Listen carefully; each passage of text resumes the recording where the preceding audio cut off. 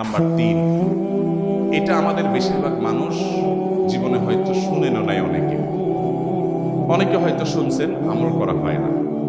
খুব সীমিত সংখ্যক আল্লাহর বান্দার আমলের তৌফিক হয়। সেটা হলো ইয়া যাল জালালি ওয়াল ইকরাম।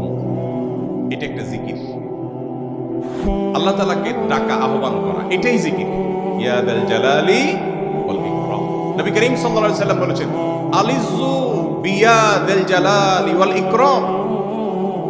তোমরা ইয়া যাল জালালি ওয়াল ইকরাম এটাকে আঁকড়ে ধরো, এটাকে নিয়মিত করো, বেশি বেশি করে বলতে থাকো, এটাকে সব সময় এটাকে মুদাওয়ামাতের সাথে কন্টিনিউয়াসলি এটা বলতে থাকো, ইয়া যাল জালালি ওয়াল ইকরাম। অনেক উলামায়ে কেরাম, মুহাদ্দিসিনে কেরাম ইয়া যাল জালালি ওয়াল ইকরাম কেন নবীজি এত বেশি বলতে বলেছেন, এটার মাধ্যমে আমাদের লাভটা কি, এর ব্যাখ্যা করতে গিয়ে বলেছেন ইয়া যাল জালাল মানে হলো হে মহান মহান বড়ত্বের অধিকারী, হে জালালের অধিকারী, হে জালাল। ওয়াল ইকরাম হে দানশীল। তাহলে প্রথম বাক্যে আল্লাহর বড়ত্বের কথা স্বীকৃতি দিয়ে প্রশংসা করা হয়, আর দ্বিতীয় বাক্যে হে দানশীল বলে আল্লাহ তাআলার কাছ থেকে চাওয়া হয় যে আপনি যেহেতু দানশীল এবং আপনি যদি মহান, অতএব আপনি আমাকে দান করেন। এটা ডাকলেই, আল্লাহকে এই বলে ডাকলেই চাওয়া হয়ে যায়।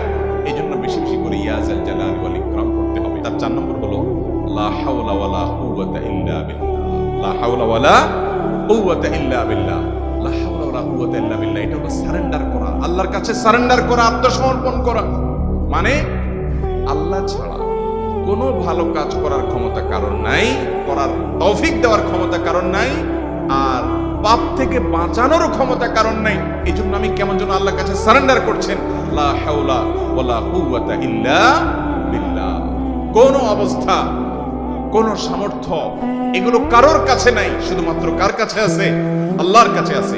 এই অর্থ বুঝে আপনি লা হাওলা ওয়ালা কুওয়াতা ইল্লা বিল্লাহ বেশি বেশি পাঠ করবেন।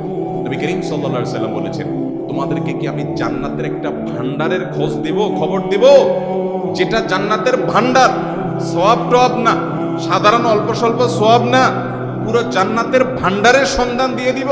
সাহাবা ইকরাম তো চাইতেনই সেটা।